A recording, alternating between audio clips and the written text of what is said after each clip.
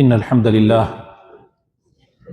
نحمده ونستعينه ونستغفره ونستهديه ونعوذ بالله من شرور أنفسنا ومن سيئات أعمالنا. من يهده الله فلا مضل له ومن يضلل فلا هادي له، وأشهد أن لا إله إلا الله وحده لا شريك له، وأشهد أن محمدا عبده ورسوله. اللهم صل وسلم وزد وبارك على حبيبنا محمد وعلى آله وصحابته أجمعين. براني عزيز وخوشويسم لزنجر باسكاني آداب شرعيكان أمرو إن شاء الله هندي آداب باسكين طبعا بكورتي أجنا أم بابتا خوي زوري أبي بس من هندي اشتخم بيري جنابتان آدابي سرداني نخوش، آدابي هەڵسوکەوتمان لەگەڵ کەسێک کە کەوتە سەرمەرگ، ئادابی ئەوەی کە پەیوەندی بە مردنەوە هەیە، ئادابی تەعزیە و ئادابی سەردانی قەبرستان. طبعا ئاینی پیرۆزی ئیسلام خۆشەویستەکانم ئاینی ڕەحمەت و بەزەییە، ئاینی هاریکاریە، بۆیە زۆر گرنگی بە ئەم بابەتانە ئەدا، بە تایبەتی ئەو بابەتانەی کە بابەتی کۆمەڵایەتین و يعني خوای پەروەردگار و پێغەمبەری خۆشەویستمان صلی الله علیه وسلم ئەم دینەی کە بۆ ئێمە ناردووە بۆ ئەوە ناردوێتی کە ئێمە لەگەڵ یەکا بژین، هاوکاری یەکتری بین. ئێمە بۆیە ناومان نراوە ئینسان، چونکە ئاشنایی لە ئاشناییەوە هاتووە، ئینسمان هەیە بە یەکتری، نابێ یەکتری بەجێ بێڵین. پێغەمبەری خۆشەویست صلی الله عليه وسلم لە حەدیثی صحیحە ئەفەرمێ ئەو مسلمانەی کە تێکەڵی خەڵکی ئەبێ و سەبر ئەگرێ لەسەر ئازارەکانیان کاتی ئازار دەدەن، زۆر لەو مسلمانە باشترە کە دوور ئەگرێ لە خەڵک و تەحملی ئازاری خەڵک ناکە. لەبەرەوە ئەم بابەتانە بابەتێکی گرنگن و ئیسلام زۆر احتیمامی پێداوە. با ئێستا بڕۆین سەر ئادابی سەردانی نەخۆش. خۆشەویستەکانم، سەردانیکردنی نەخۆش یەکێکە لە مافەکانی مسلمان لەسەر برای مسلمانی، مافەکانی مسلمان لەسەر برای مسلمانی. لە حەدیثێکا پێغەمبەری خوا ئەفەرمێ صلی الله عليه وسلم، ئەفەرمێ مافەکانی مسلمان لەسەر برای مسلمانی پێنجە. ئەگەر سەلامی کرد جوابی باتەوە، یعنی ئەگەر مسلمانە سەلامی لێت کرد تۆ بێ جوابی بدەیتەوە، ناکرێت جوابی نەدەیتەوە. ئەمە مافە، ئەمە حەقە. ئەگەر نەخۆش کەوت برایەکی مسلمانت، یعنی کە تۆ هاوڕێتە و نزیکتە و خەڵکی گەڕەکتە و خەڵکی مزگەوتە و بە یەکەوە نەخۆش کەوت، مافە لەسەرت بچی سەردانی بکەی. ئەگەر دۆستێک، خۆشەویستێک، برایەکی مسلمانت، ئەهلی مزگەوتت، ئەهلی شارەکەت کە تۆ لەگەڵیا تەعاملت هەیە، هاوڕێتیت هەیە، ئەگەر مرد پێویستە لەسەرت شوێنی جەنازەکەی بکەوی. و هەروەها ئەگەر دەعوەتیشی کردی بنان خواردن، واجبە لەسەرت وەڵامی بدەیتەوە، بڕۆیتە دەم دەعوەتیەکەیەوە مەگەر عوزرت هەبێ. و ئەگەر پژمیش وتی الحەمدولله، واجبە لەسەر تۆ بڵێ یەرحەموک الله، یعنی خوای گەورە ڕەحمەت پێ بکە، و ئەویش وەڵام تەدات و ئەڵێ یەهدیک الله ويصلح بالك، خوای گەورە هیدایەتت بدا و کاروباری ژیانت مێشکت چاک بکات، فکرت صاف بکات. رسول الله صلى الله عليه وسلم ئەفەرمێ هەر کەسێ سەردانی نەخۆشیە بکە، حتا ئەو کاتێ ئەگەڕێتەوە لە ناو باخەکانی بەهەشتا دێت و ئەڕە، یعنی ئەوەنە ئەجرەکەی گەورەیە، ئەوەندە گەورەیەتر باس ناکرێت. دووهەم ئەدەب لە ئەدەبەکانی سەردانیکردنی نەخۆش، خۆشەویستەکانم، ئەبێت تۆ کاتێکی بۆ لای نەخۆش لەبەر خاتر خوا بچی. خۆ ئێمە هەمومان حەقی دنیاییشمان هەیە بەسەر یەکتریەوە، بەس چەند خۆشە تۆ نیەتت پاکەیتەوە لەبەر خاتر خوا ئەچم من بۆ لای، بۆ ئەوە ئەچم ئەجرم دەستکەوێ و 7,000 مەلایکە سەڵاواتم لەسەر بدا، دوعام بۆ بکە. ئەمە زۆر زۆر گرنگە. پێغەمبەری خوا صلی الله عليه وسلم و هەروەها ئەصحابەکان و هەروەها پێشینانی ئومەتی ئیسلام و پیاوچاکانمان بەردەوام جەختیان کردوتەوە لەسەر ئەوەی کەوا ئینسان نیەتی خۆی پاک بکاتەوە، چونکە جاری وا هەیە کارێکە ئەیکەی، هەر یەک کارە، هەر یەک کار ئەیکەی ئەجر و پاداشت دەستەکەوێ، یعنی بە عیبادەت بۆت حەساوە. جاری وا هەیە هەر ئەو کارە ئەیکەی هیچ دەست ناکەوێت، جاری وا هەیە هەر ئەو کارە ئەیکەی گوناحت دەستەکەوێت. توانێ زۆر عەجایبتان بێت چۆن هەر یەک کارە ئەیکەی، بەڵێ جاری وا هەیە ئەو کارە کە ئەیکەی عیبادەت، يعني تخير وعبادت بود هل او كاره جاري وهي اي كي هيك تني هيك نخير نتشاكا هيك بنا نسري جاري وهي هل او كاره اي كي جناح باربي جناح بو نسري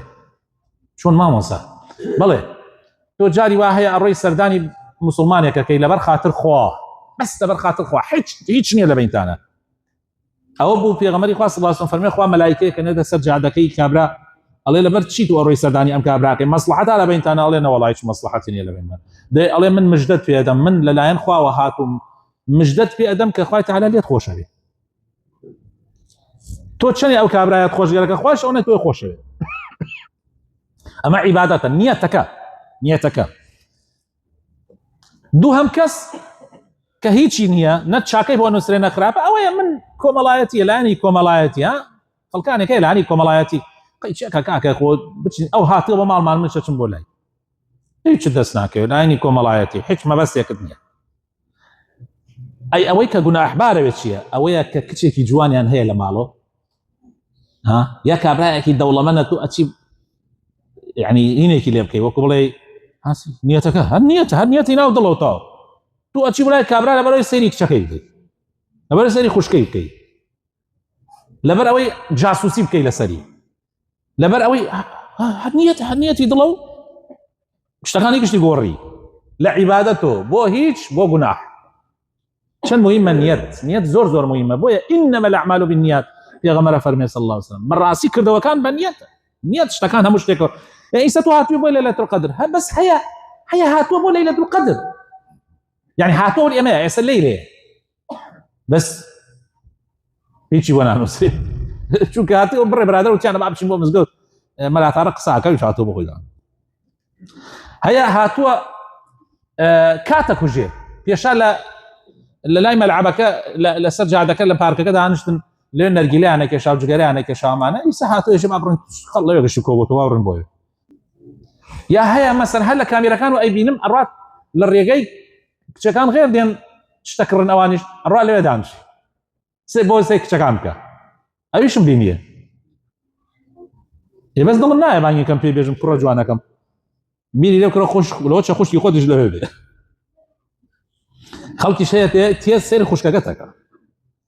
اي واحد تو ليله القدر قلنا احباره يعني سكه تو هاتي اجر دسك هاتي نيوجك ذكرك يعني دعاءك الله بشكو كردو كان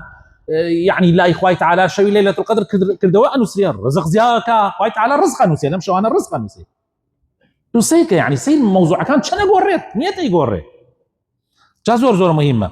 كاتي سرداني نخوشك آگات لێ بێکاتێکی گونجاو دانە بۆ سەردانی نەخۆش پیاوچاکان زۆر جەختیان کردو ئاگات لە خۆت بێکاتی گونجاو لەوانەیە جاری وا هەیە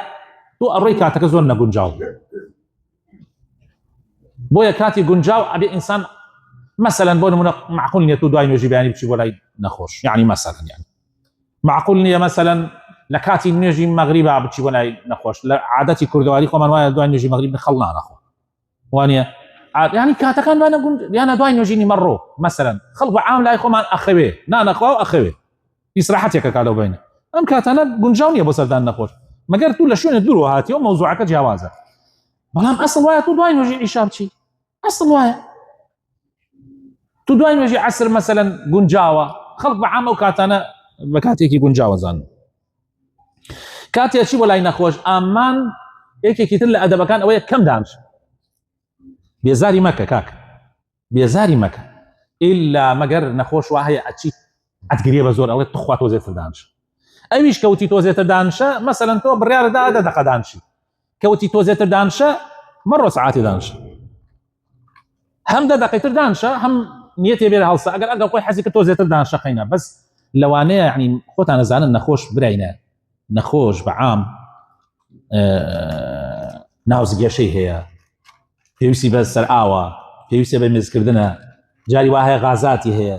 جاری وا هەیە ناوز یعنی ئەمە هەمووی پێویستە کات تۆ کاتەکان زۆر کورت کەیتەوە بۆ ئەوەی کابرای احراج نەکەی لەوە چێ بیگۆڕن جا زۆر مهمە ئێمە ئەمانە گشتی بزانین ئێمە مرۆڤین گشتمان یەکتری ناسین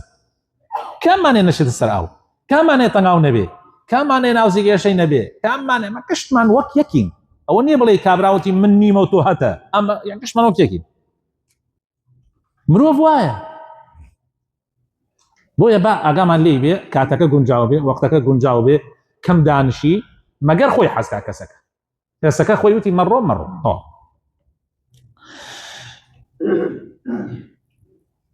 پێشینان وتوانە باشترین سەردان ئەوەیە کورک ئەو سووک بێ. ئیمامی نەوەوی فەرموویەتی ينبغي أن تكون العيادة خفيفة غير مطيلة سووک بێ درێژەی پێ مەدە إلا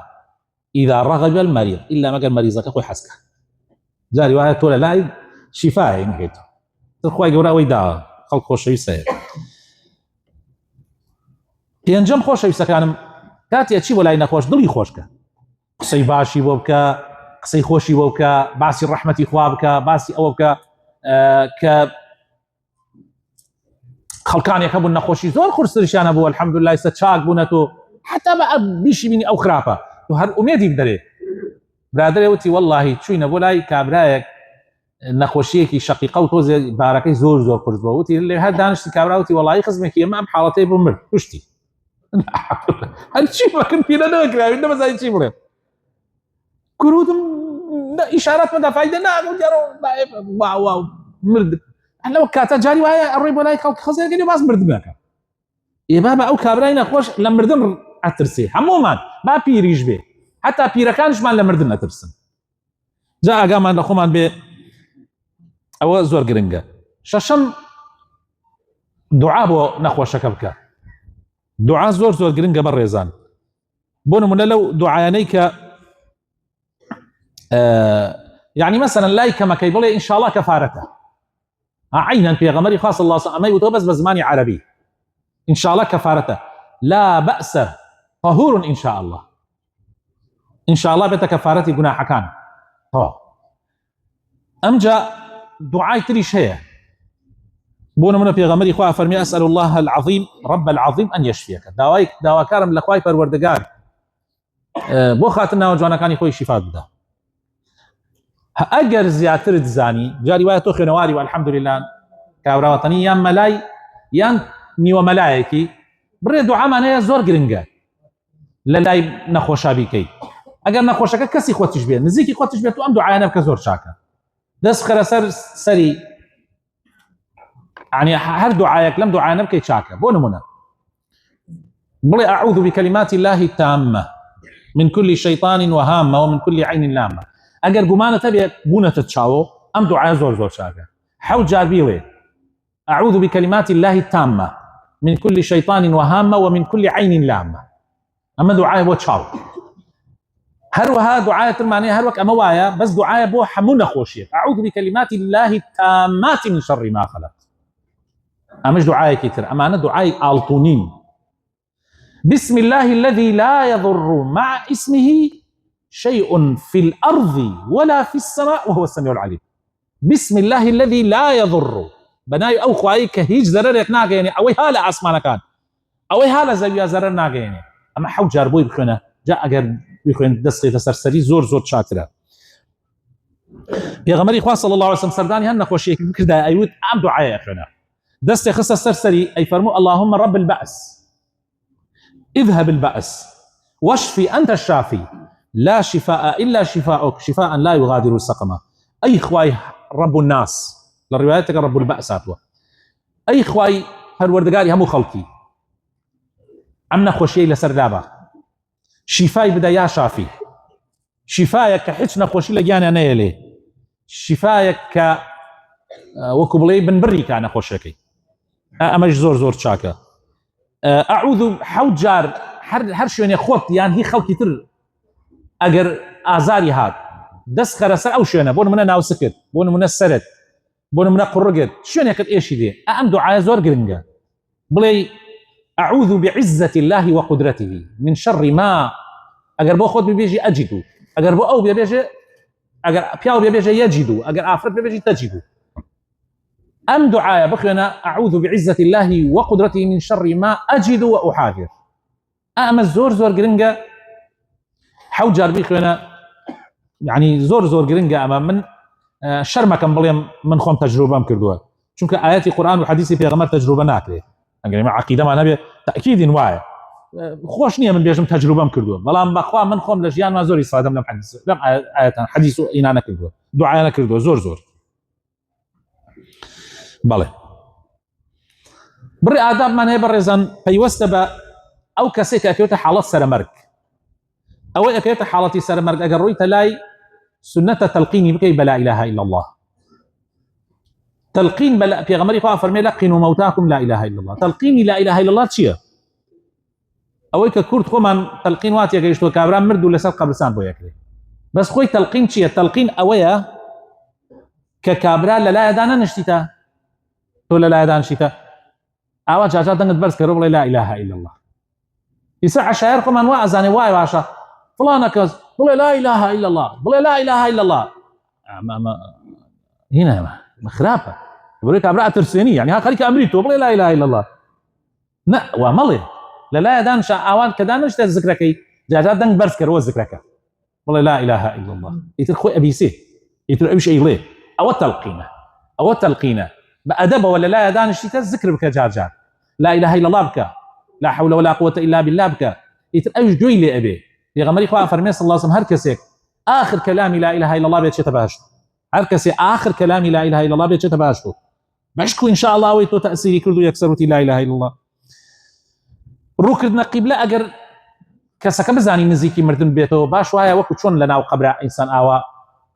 هنا كي مزجوت آوايا يعني آوار السري بكيت أملا وقاتش بكيت ولا أما عندي للسلف وبيع وشاكان وباشان زانيوا نشكري اعتيادية بس أجر وابكري شاكا للاي مردوكيا دعاء خير بكا پیغمبر خاص الله صلى الله عليه وسلم للاي صحابيه كدان شلون أبو سلمة خليك ووفات يكر هن يكز دعاء شر ينكر هكا سكارك يا أخوان من بمري يا أخوان نازانم وابي پیغمبر خاص الله صلى الله عليه وسلم فرمي شي ألين ملائكة الليلة دانشتو آمينكن أقاتن ليبي دعاء لأخوتان مكن دعاء خير بكن اللي دعاء خير بكي باشا قرآن خوندن للاي مردوه يا عفوا للاي أو كسيك نخوش خليك أمره يعني للاي أو كسيك يتسر مر حديث يكمانية في غمري خاص الله صلى الله عليه وسلم اقرأوا ياسين على موتاكم أفرمي سورة ياسين بخلون لسر أو كسانتان كاكونا سر مر طبعا برزان أم حديثة هندي العلماء لين ضعف في كتاية ضعفه يعني ضعيفيك لسندك هي بلان بعام حرشي علماء الإسلام هي بس سنة يزان القرآن للاي أو كسيا كسر مرقى قرآن بخوين به قرآن شفاه يعني أجر كسي كي دنخوشو للاي هر سورة بخوين طبعا هندي أو حديثة بصحيح حسان لين سورة ياسين بخوين براسي مهمة تو تجربي كان بيا بتملكان كش نزال من الله يمشي هر كات ياسين خن رابي سبحان الله كسكي صراحتك يعني هر سورة كيتر سورة كاني قرآن هي يعني قرص درجة زور عزية أخوة بس كات يا قرآن أخي ريد سبحان الله يتر بإسراحة يعني درجة جا مهمة أو بتجربة طبعا كات وتراوى هندي علماء وكان حديث أو ياسين ضعيفة معناه أو النية كقرآن خيرنا كباشني وتوانا هر سورة كتير بكون به بقول من ابن باز رحمتي قال به يجيك اللواني الله يمحدثها ضعيفة أو مفتي السعودية أبو معاوية بيشوتت الله يمحدثها ضعيفة بلان هر خوي الله هر قرآن يبقون لو كانت هر سورة يبقون يبو مردوكة شاكا بو كسيك أم خليك أمره نك يعني هو كالين هذا سلام مرقى آدابكاني دواي مردم أجر كسيك مرد أم آدابانا يعني جب كان إن شاء الله يستفادي لي كان يكم يعني شاوي بنو قينن يا غمري خاص الله صلى الله عليه وسلم إنسان كمرد كات يجاني كشريت شاوي هذا شون ملائكة كان كجاني كشم جاء فرميت شاوي بنو قينن دوهم دعاء خير بمرد وكبكة كاتك وفاتي كتبلي اللهم اغفر له وارفع درجته في المهديين يا رب إخويا لي خوش بي وكلو باي برس كيتوا سيم داي بوشة مردو باش وایە داپۆشرێت پێغەمبەری خوا صلی الله علیه و سلم کاتی وفاتی کرد ڕوحم بە قوربانیە بێ دایان پۆشی چوارەم هەلە بکرێ لە شۆردنەوەی و لە کفنکردنیان و هەروەها لە نوێژ لەسەرکردنی و بردنیشی بۆ قەبرستان پێغەمبەری خوا صلی الله علیه و سلم فەرمێ ئەسریعوا بالجەنازە بەعادەت ئەگەر شەو بێ شەوان تۆزێ لە کاتی خۆیان شوان وەک ئێستا نەبووە ئێستا من ڕۆژ و شەمالێ تێکەڵ بووە لە زەمان سەحابە شەوان خەڵق ئەخەو لە دوای نوێژ عیشاکشی ئەخەو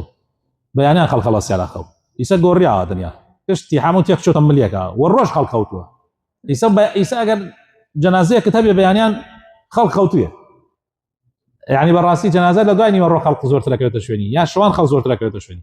لزمان في غمرة صلى الله عليه وسلم أجد جنازية شو بني يجرى في غمر في خوش نبو صحابة بيان خوش نبو شو كان خلق كما كوتو تشويني خلق خيري كم تبدا السكبي يعني هالجنازة كش خلق كم لسرين يجي كردوا والله ما يسأل أخوة بزيابي أما هي وجا وسائل زورة يعني الروناكي وقبر آمادة كردنو يعني بكرديكي وبكرديكي يسا تقريبا أو نهينا معه كجاران هبو أجينا للراسية شو جنازة شان إيلاو بياني بلام يسا آسائية هركاتيك أو إيشبكة اعتيادية بلام دائما أو بزانين كجنازة أجد هالليدية بكري باشتري يعني قصدنا لشوردنوي لكفن كردني ولن يجلس الكردني ودعاء أويش بردني بقبرستان بلام هلا كم معناه أولنية توني خلق بقاتا أبين هلا كم معناه أولنية تو وكبوليها على هلا كولي كموا معناه كي أولنية معناه أويا كإيشكاني زو أمادا كتشوف بشر بعام براينه ما خومان قشت من بشرين وخش من أمرين وكسكارش من مردوا إنسان كمرت سبحان الله يعني تحللك بعام بونكات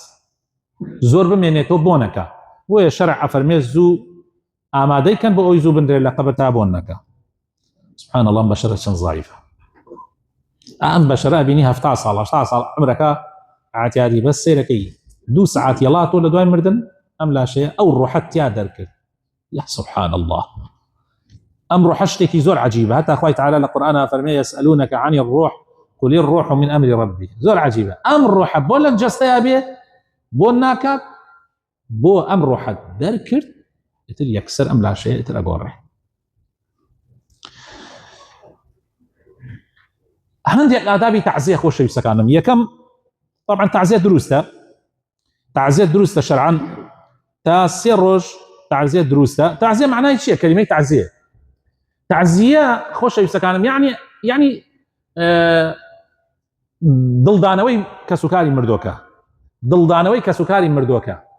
دڵدانەوەی کەسوکاری مردووەکە تا 3 ڕۆژ سنەتە تا 3 ڕۆژ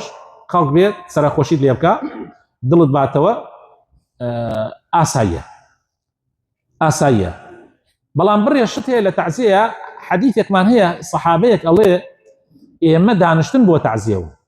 نان دروستکردن لە تعزیە بۆ خەڵک ئێمە بە شیوەنمان ئەزانی یعنی حسابی ئەوەمان بۆ کرد کە ئەمە وەک وایە شیوەن بکەیت بۆ مردوو ئەم حەدیثە ئەگەر صحیح بوایە ئیتر تەواو نەبوایە بۆ تعزیە دانیشتایی و نەش ئەبوایە بکرێت بەڵام ئەم حەدیثە ضعیفە خۆشەویستەکان بۆیە دانیشتن بۆ تعزیە ئاساییە خۆشەویستەکانم بەڵام ئاگاتان لە بڕێ عرف و عادەت بێت يعني تو كاتك لا يا اوتاني هربا كاملي اجتو بريار الدعوه داننشي حد لسر قبرسان طبعا انا من وانا زلنا ما سنت بها اخر خلواتي كيش يسمى سنتها بس ما سنتني او حديثه ضعيفه كي سبت عن باس اما بس او حديثه معناها باس موضوعات حديثه ضعيفه كضعيف عملي في هناك في غمري خاص الله سم خوي كاتي جعفر وفاتي كردوا سير وجد مزقوتا ما وتو في غمري خاص الله عليه وسلم وخلكاتون سر خوشيان لي كردوا كاتي جعفري آموزاي وفاتي كردوا شهيد بونا أبو زيد وجعفر وعبد الله كري رواحة لغزايا كهرهم ينديك وشهيد بون غزايا مؤتاه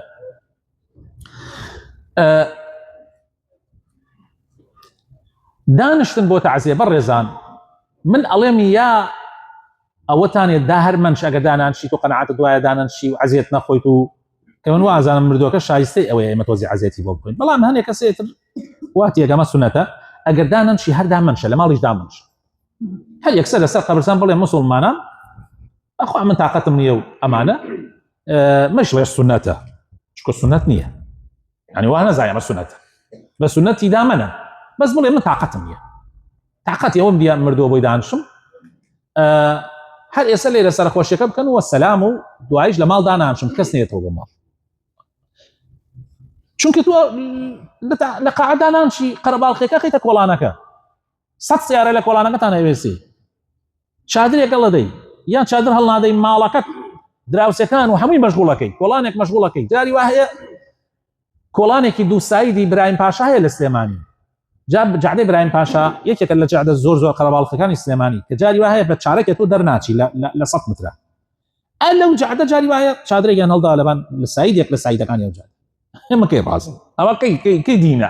ئەمە دیندارێتی نییە ڕاستێک عەزیەتی خەڵک مەدە ئەگەر لە قاعەکەدا نشتیت ئەگەر داعش نشتی با لە قاعەکە بێت قەرەباڵغەکە لە کۆڵی خەڵک کەرەوە قەرەباڵغەکە لە کۆڵی خەڵک کەرەوە من قەناعەتی شمایە قاعە دائیمەن لە شوێنێکی شابکری قەرەباڵغی نەبێت قاعەی مناسبات لە شوێنێکا بێ عەزیەتی گەڕەکەکە نەدا باشە یعنی شوێنی ساحەیەکی هەبێ کە خەڵک سیارەی تیا بوەستێن خۆتان نەزانەوە سیارە زیادی کردو زیاد لە حەد بە کورتیەکە یا دامەنشە هەر بە کاملی دامەنشە ئەگەر داعش نشتی هەوڵدە شەو یەکەم ڕۆژی وەکو عادەت لای خۆمانەیە لە قاعەکە قەرەباڵغەکە مێڵە دواییش هەوڵ بدە لە شوێنێکا چادر هەڵمەدە عەزیەتی خەڵک بدەیت لە شوێنێکا چادر هەڵمەدە عەزیەتی خەڵک بدەیت دائما لە چۆڵەوانیەکە بێ با خەڵک عەزیەت نەخوا چۆ گوناحبارەوی تۆ خەڵکی کۆڵانێکی 6 متریە تۆ چادرێکت تیادانە نە سیارە ئەتوانێ بڕاونە هیچ مە زۆر گوناحە بەڕاست عەزیەتی خەڵک بۆ ئەدەیت ڕاستە تۆ تعزیەت هەیە بەس خۆ ناکرێ هەموو گەڕەکەکە تعزیەکەی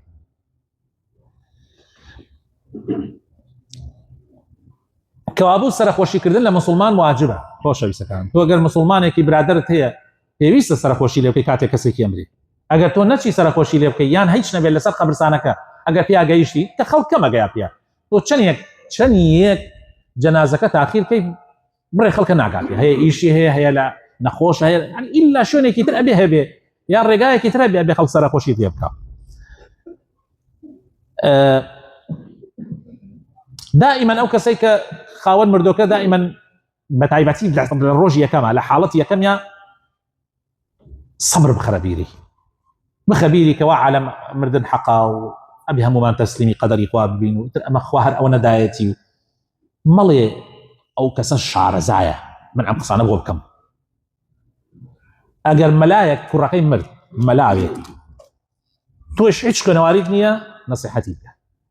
چونکە ئەو کاتێک کە ئەو تو لێ ئەقەومێ مەلایە توشتی لەبیرە چێتەوە دڵنیا بن کاتێ ئینسان لێ ئەقەومێ پێویستی بە نەسیحەت هەیە ئەگەر کابرا چەند عالم بێ پێویستی بەوە هەیە خۆی بخەیتەوە بیر سەبری بخەیتەوە بیر تحملی بخەیتەوە بیر بیخەیتەوە بیری کە دنیا گشتی مردن گشتمان ئەمری کەس نامێنێتەوە ئەمە قەدەر خوایە گشتمان ئەبێ کوڕمان بمرێ گشتمان ئەبێ کچمان بمرێ گشتمان ئەبێ باوک و دایکمان بمرێ گشتمان ئەبێ برا و خوشک و عەزیزەکانمان بمرێ پێغەمبەری خوا صلی الله علیه و سلم فەرمێ حرکێت خۆشەوێ خۆشت بێ ئیلا ڕۆژێتیات و ئەو بەجێتێڵیە ئەو تۆ بەجێتێڵێ یعنی ئەمە حەقا ئیتر نابێ ئینسان دڵ ببەسرێتە ئەم دنیاوە کێت زۆر خۆشگەرەکە ئێستا کێتان زۆر خۆشگەرەکە خێزانەکەت دەی وەڵڵا داینە هەر ڕۆژێ تۆ لە ئەو جاریدا ئەو لە تۆ جارێت برایەکەت هەر وایە خوشکت هەر وایە باوکت تەوەقع بکە تەوەقع بکە ئیسا دوای تۆ زێتر بمرێ تەوەقع بکە دوای توش مفاجئە ئەبی ها دوای خوا نەخواست نعوذ بالله لەوانەیە ئیمانت لەق بێ بۆیە ئاگادار بە حەسابەوە بکە گشتمانە بێ بمری ئیتر سرەیە کێ لە پێشا ئەمرێت کێکەوێتە دوای ئەوە خوازانێ بەڵام ئەبێ بڕوا ئەم کاروانە ناوەستێ ڕۆژ نییە لەم سمودە خەڵک نەمرێ یەکاکە هەر ئەڕوا بەخوا چۆن لە دایکە بێ بشمرێ ئاوایە دوعا بۆ کەسوکاری مردووەکە بکە يعني يكيك لو دعانك إمامي نووي أفرمي بلي أعظم الله أجركم وأحسن عزاءكم وغفر لميتكم أما يكيك لو دعانك إمامي نووي باسكا وأشتواني أو حديثي في غمري خاص الله صلى الله عليه وسلم في غمري خاص الله صلى الله عليه وسلم فرمي إن لله ما أعطى وله ما أخذ وكل شيء عنده بأجل مسمى أما في غمري خاص الله صلى الله عليه وسلم كاتك كتشكي كراكي خليقو أمر لحالة سلام رقابو في غمري خاص الله عليه وسلم إيش زور ضروري هبو كتشكي تلف يعني خلقي نار بولاي وكسا شون خما تلفونك وتي أبي بيت أي شوتي صبر بقري أم حديثي ود بلام كتشكي وتي والله أبي هربي يتفق غمري خاص الله صلى الله عليه وسلم قال أو أصحابنا إيش ضروري شان أبو بلام الرويشتن كاتي كيزاني من الله كالا سلام رقا تفق غمري خاص بس كذا قريان كاتي دسي كذا قريان هندي لأصحابه كان عجائب يعني قلت يعني أي في غمري خاطوش أجري فرمي أم قريان الرحمة إخوائي يعني رحمتك أخوة خصوصا ضلي إنسان إنسان أجر نجري لو أنا ضلي بتقي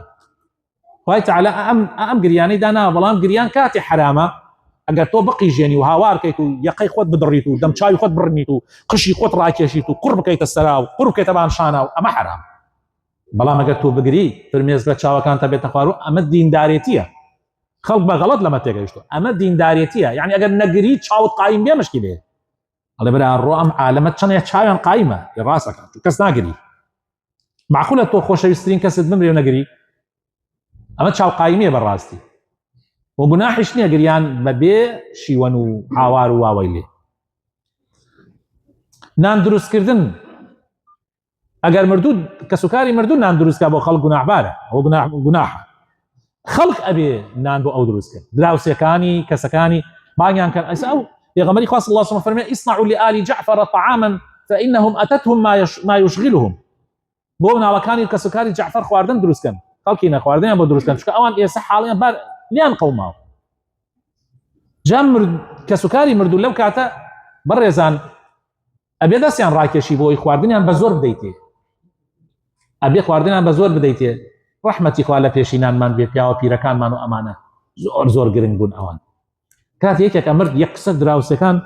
خواردنیان دروستە کرد وە کەسوکاری مردووەکە ئەبەن بە زۆر ئەبەن بۆ ماڵی دراوسەکە، ئەیان بن بۆ ماڵ لانیان ئەگەر یەلکە و ڕۆنێکیش بێ. ئیسا ئێمە لە کاتی 92 کاتێک قەسی ئەم ناوچانە کرا ڕۆیشتنە باریکە، ڕۆیشتنە ئەباریکە لەوێ کەوت دراوسێلێکمان بوو تر ئێمە ئەوانمان ئەناسی ناوان شێمەیانە ناسی. کچە مناڵێکی ئامۆزایەکم یعنی ئامۆزایەکم یعنی کچی مام بوو وەفاتی کرد لەوێ کە وەفاتی کرد ئیتر بردمان و ناشمان و ئەمانە هاتنە سەیمان کرد هەموومانیان بان کردە ماڵ دراوسەکان و هەر یەلکە و ڕۆنشیان کرد بوو. بەڵام خۆشترین یەلکە و ڕۆن لەو کات یعنی خۆ خوڵک ئەوە نییە تۆ ئیلا خۆشترین چێش دروستکەی. ئەڵێ خوڵکت چی بێت؟ خوڵکت چی بێت؟ خوڵکت گەنم بێ و نانت جۆ بێ. بارەکە الله فیک. ئەوە پێشینانی ئێمەیە. پێشینانمان چۆنن؟ پێشینانمان ئەگەر ئێمە لەسەر ئەو ڕێبازە بچین چەندێک قازانجەکەین، یعنی با خوڵکت گەرم بێ بەڵام با نانەکەتیش ئاسایی بێ، چونکە خوڵکەکە ئەخورێ. بەخوا خوڵکەکە ئەخورێ نەک نانەکە. والله خوڵکەکە ئەخورێ. سە تۆ جاری وایە چتە ماڵێک ئەمەنە بە خوڵکن هەرچی بێت لات خۆشە، بەس ئەچیتە ماڵی وای نییە ئەمەنە بێ خوڵکن بەخوا خۆشترین چێشتی بکەن هەر ناخۆشە، هەر خۆش نییە. جا ئەوە زۆر زۆر مهمە. ئەرە والله نان بەخواڵما والله ڕاست. شیوەنکردن حرامە، ژن بێت یان کۆپیاو بێت. نەسیحەتی ژنەکان بکەن لەو کاتە. ژن زۆر دڵی ناسکە، لەوانەیە ژن لەو کاتە پین بێت، یعنی یەکسەر باژنی تر هەبێ، دراوسی هەبێ، خزم هەبێ، دەستیان بگرن نێلن، شیوەن بکەن نێلن، هاوار بکەن نێلن، ئەمانە بکەن. پێغەمبەری خوا فەرمێ صلی الله علیه وسلم لە ئێمە نییە کەسێک بدا لە دەمچاوی خۆی. من لطم الخدود شیوەن بکاو دەمچاوی خۆی بڕنێ وشق الجيوب یەخەی خۆی دادڕێ. ئەفەرمێ لە ئێمە نییە. لە کۆتاییش ئاباسی ئادابی زیارەتی قەبرەکەین. سەردانی قەبر کرد، سەردانی قەبرستان، سەردانی قەبر سونەتە. پێغەمبەری خوا ئەفەرمێ صلی الله علیه وسلم طبعا لە سەرەتا نەهی لێکرا لەبەرەوەی خەڵک قەبرپەرستی بۆ دروست نەبێ. یەکەم جار پێغەمبەری خوا صلی الله علیه وسلم کە بوو بە پێغەمبەر یەکەم جار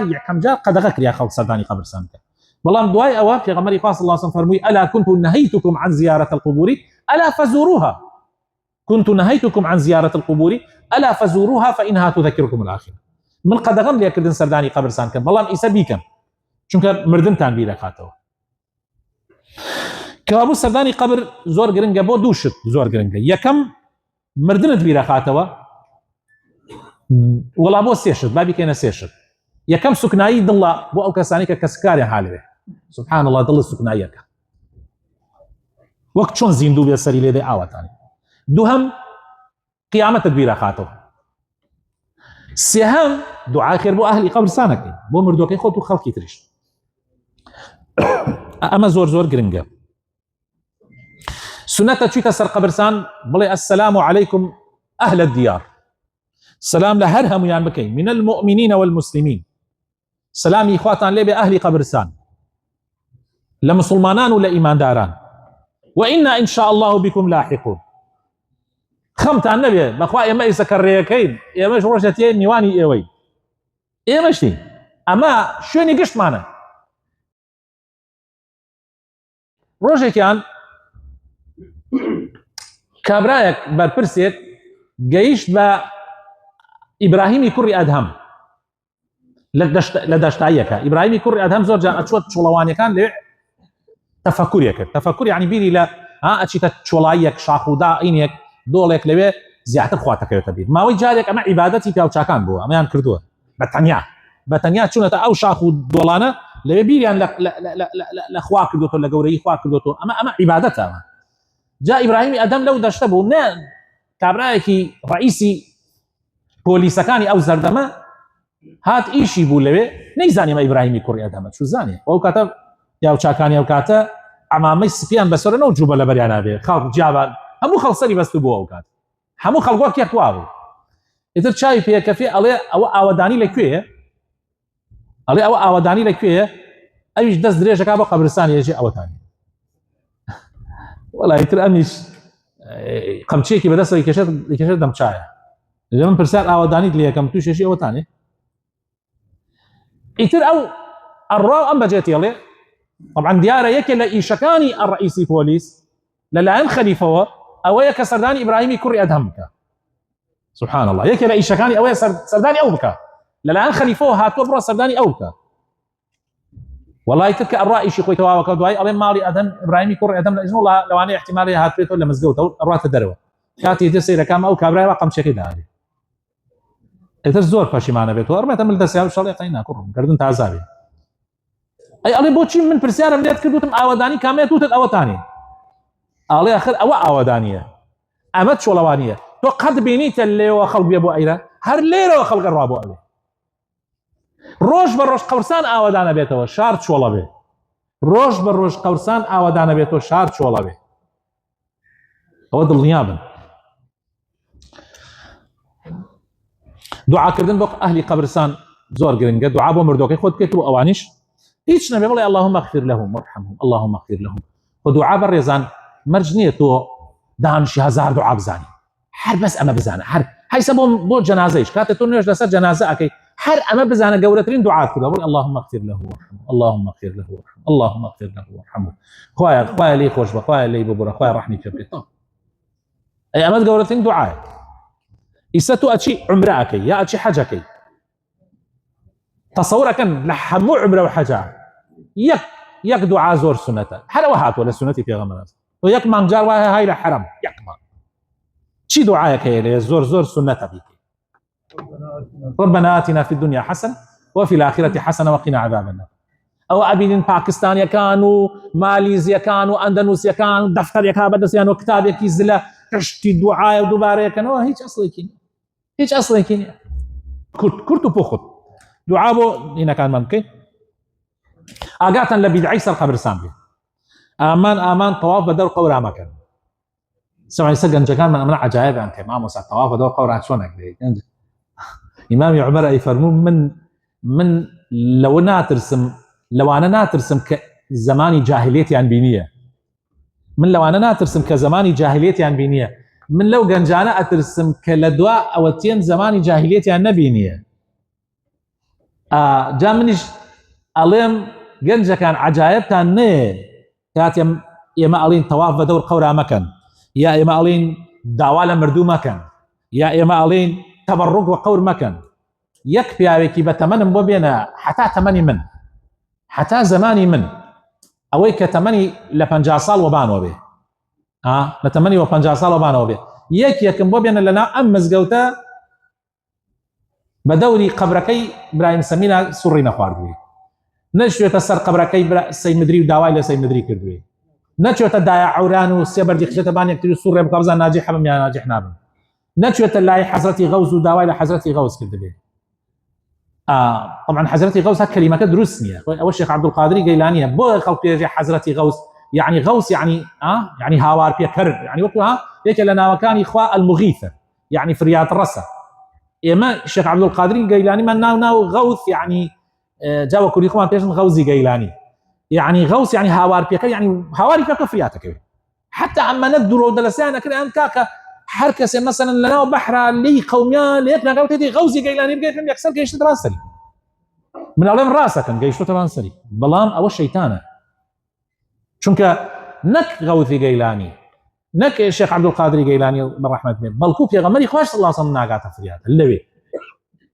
بويا دروس نيتو هاوار بكزبكي دروس نية داوا لكزبكي بلام إيمن نمان أزاني براينا إيمن نمان أزاني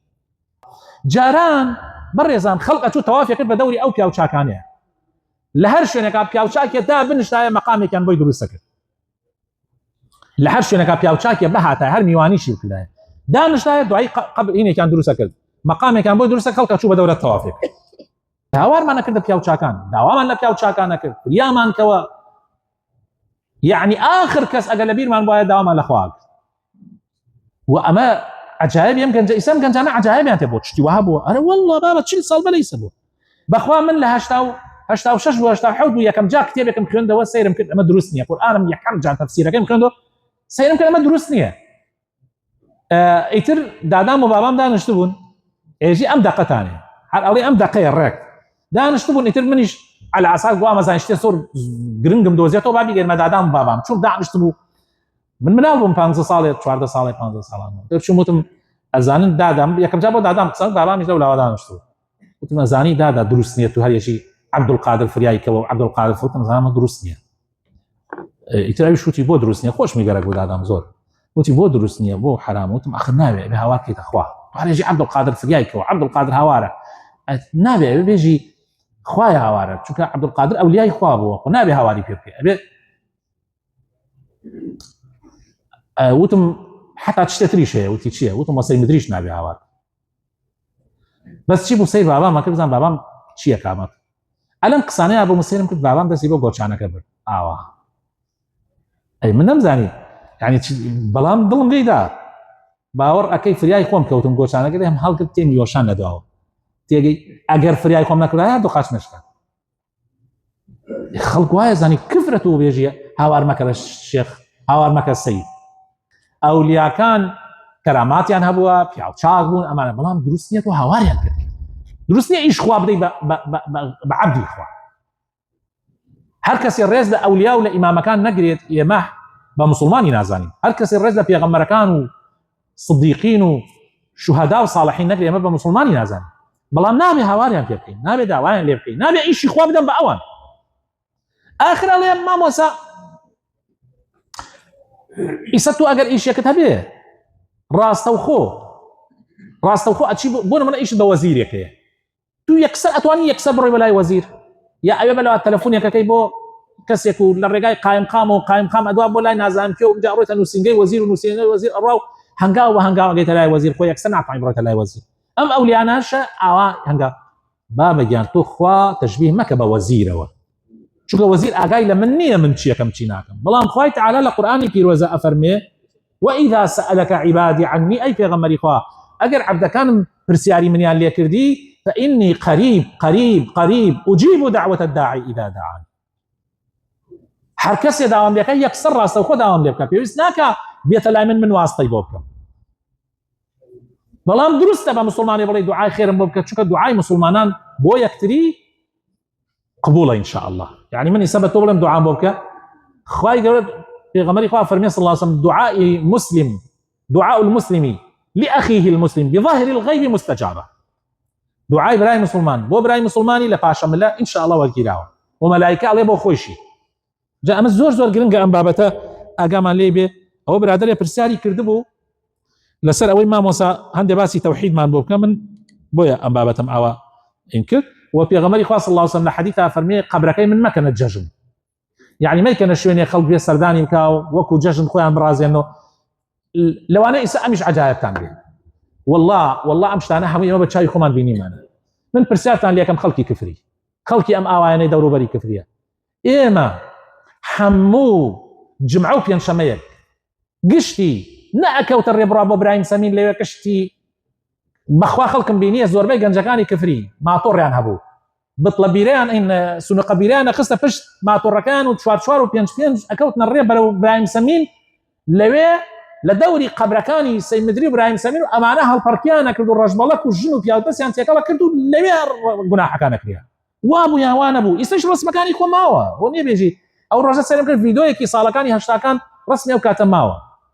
بۆیە پێغەمبەر فەرمێ قەبرەکەی من مەکەنە جەژن خەڵق ئەیکرد بە جەژن خەڵق ئەڕۆی وای ئەزانی عیبادەت ئەوەیە لەوێ هەڵپەڕێ